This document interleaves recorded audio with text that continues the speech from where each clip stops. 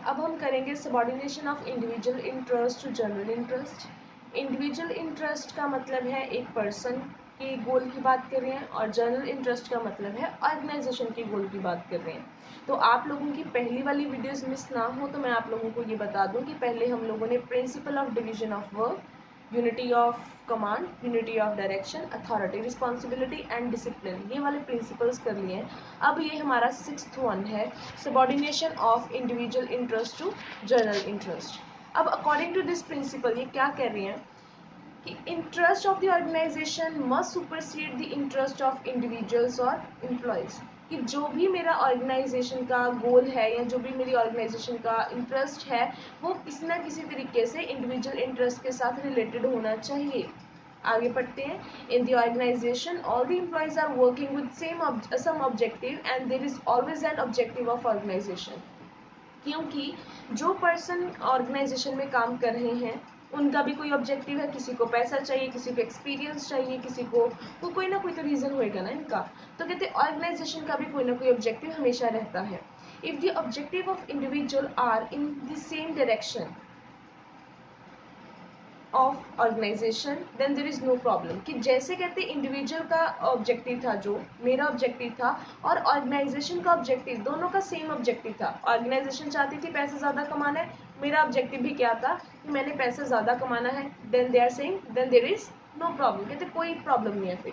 But यहाँ से underline करना है, but if the objective of both groups are in different direction.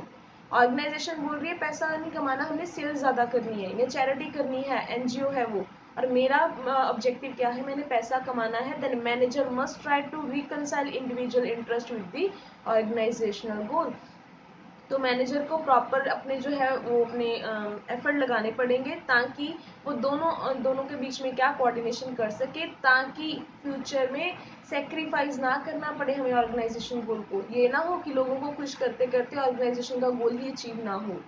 तो इस प्रिंसिपल का मतलब ये है कि हम लोगों ने अपना इंटरेस्ट और ऑर्गेनाइजेशन के इंटरेस्ट को दोनों को ध्यान में रखना है। It should be in the same direction. In case यहाँ पे कोई भी कंफ्लिक्ट राइज हो रहा है तो मैनेजर उसको क्या करेगा, सॉल्व करेगा। पहले एग्जाम्पल पढ़ते हैं, फिर ऊपर ये फर्स्ट लाइन है वो पढ़ेंगे।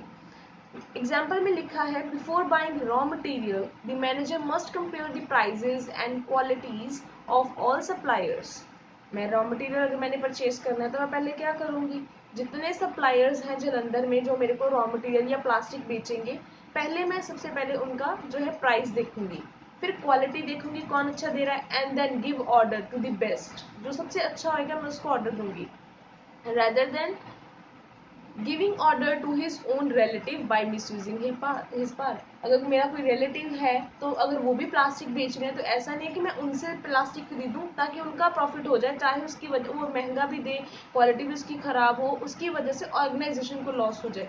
ऐसा नहीं होना चाहिए। कहते अब ये लाइन पढ़ते हैं, manager must take all decision in the organization by giving priority to the organization interest. Organizational interest को ध्यान में रखते हुए मैनेजर ने जो भी है वो सारे डिसीजन लेने हैं, अपना पर्सनल इंटरेस्ट, पर्सनल फ़ायदा नहीं देखना। जैसे इस एग्जांपल में देखा, उसने ये फ़ायदा देखा कि अगर मैं अपनी भाई बहन से वो चीज़ें खरीदूंगा तो उसका प्रॉफिट हो जाएगा, चाहे वो क्वालिटी भी ख़राब थी, चाहे वो प्राइस भी ज़्यादा चार्ज करा, तो ये नहीं हो सकता। The manager can ensure this by giving his exemplary behavior by not misusing his authority for personal favors। तो कहते जो भी है आप लोगों ने प्रॉपर बिहेवियर यूज करना है, अपने पर्सनल फेवर्स जो है वो बीच में नहीं लेके आने। आगे लिखा हुआ इन्होंने पॉजिटिव एंड देन नेगेटिव। ठीक है, पॉजिटिव इफेक्ट्स हैं कि अगर ये फॉलो करोगे ऑर्गेनाइजेशन का गोल अचीव हो जाएगा और कोऑर्डिनेशन रहेगा, दोनों में लड़ाई झगड़े नहीं होंगे।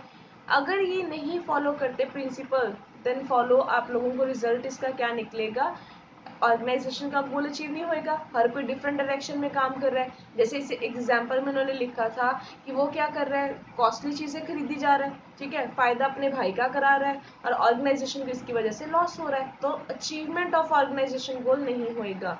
Even employees will also suffer in long term. तो फ्यूचर में अगर ऑर्गेनाइजेशन को ही लॉस हो ही जा रहा है तो वो आपको सैलरी देना बंद कर देंगे, वो आपको फ्यूचर में निकाल सकते हैं। तो कहते हैं अल्टीमेटली लॉन्ग रन में आपका नुकसान है। नेक्स्ट आपका आता है रेम्यूनरेशन ऑफ पर्सन। सैलरीज देनी है, वेजेस देनी है, कैसे देनी है, कैसे नहीं देनी, अब ये पढ़ते हैं। हेनरी फ्यूल ने ये कहा है, according to this principle employees in organization must be paid fairly and adequately to give them maximum satisfaction.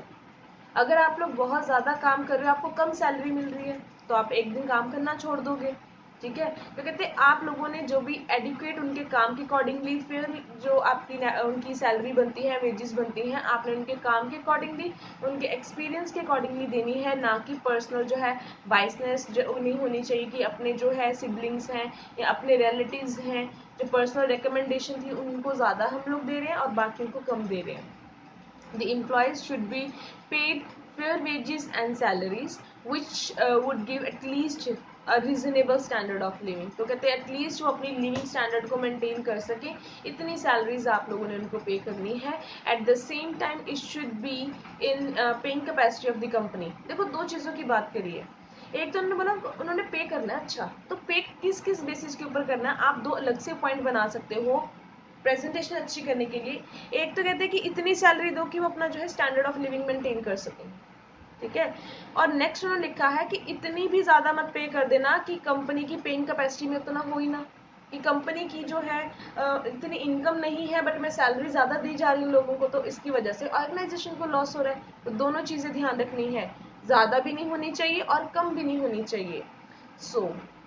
आगे क्यों लिखा है the fair wages is determined according to. अब कहते हैं फिर फेयर वेजेस होनी कितनी चाहिए, मैं कैसे इसको डिसाइड करूंगी, डिपेंड करता है financial capacity of the firm. अगर कंपनी की फाइनेंशियल कैपेसिटी, पैसा ज़्यादा है, प्रॉफिटेबल कंपनी है आप लोगों की, तो कहते हैं ज़्यादा पे कर दो, अदरवाइज कम पे करोगे। By keeping in mind the minimum wage act of the government. तो गवर्नमेंट जो है आपके लिए रूल्स निकालती है, तो कहते हैं उन रूल के बेसिस के ऊपर देखना है कि कम से कम मैं कितनी वेजेस दे सकती हूँ। एक वर्कर के लिए 200 है दिन में, या 100 है, या 10 है, 20 है, जितनी भी है, तो कहते हैं आपने उतनी ज़रूर पे करनी है। Example, if in a particular year the organization has earned more profit, then apart from giving extra profit to the shareholder and owner, some part of the profit must between two employees also in the form of bonus।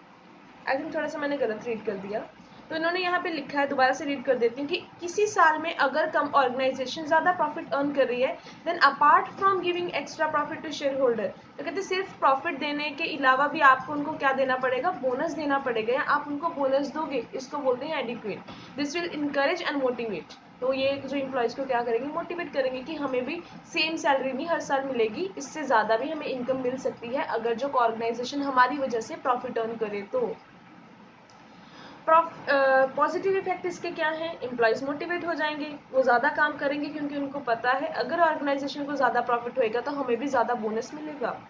Devotion and commitment of employees improve, तो same यहाँ किसके साथ related point है, तो वो ज़्यादा committed होंगे अपने काम के लिए। कॉन्सिक्वेंसेस, अगर फॉलो नहीं करेंगे ये प्रिंसिपल, हम लोग उनको प्रॉपरली सैलरीज नहीं दे रहे, तो क्या प्रॉब्लम फेस करेंगे, इंक्रीजिंग टर्नओवर ऑफ एम्प्लॉयज़। तो टर्नओवर होता है जब एम्प्लॉयज़ ऑर्गेनाइजेशन छोड़ के जाते हैं। एक बात ध्यान में रखना, if I am talking about turnover of employees, इसका मतलब जितने जल्दी जो है आपके रिप्लेस हो रहे हैं एम्प्लॉयज़, मतलब छोड़ के जाई जा रहे हैं, नए आई जा रहे हैं। अगर अकेला टर्नओवर की बात करूँ मैं, तो वो सेल्स होता है। So increase in turnover of employees, तो कहते हैं अगर आप प्रॉपर्ली सैलरी नहीं दोगे तो आपके ऑर्गेनाइजेशन छोड़ के चले जाएंगे। डिससेटिस्फैक्शन एंड डिमोटिवेशन, तो अगर वो मोटिवेट हो रहे हैं तो अगर नहीं फॉलो करेंगे तो वो क्या हो जाएंगे, डिमोटिवेट, ठीक है जी। तो यहाँ पे आपका कंप्लीट हो रहा है, ये कौन सा प्रिंसिपल है हमारा, 7th प्रिंसिपल।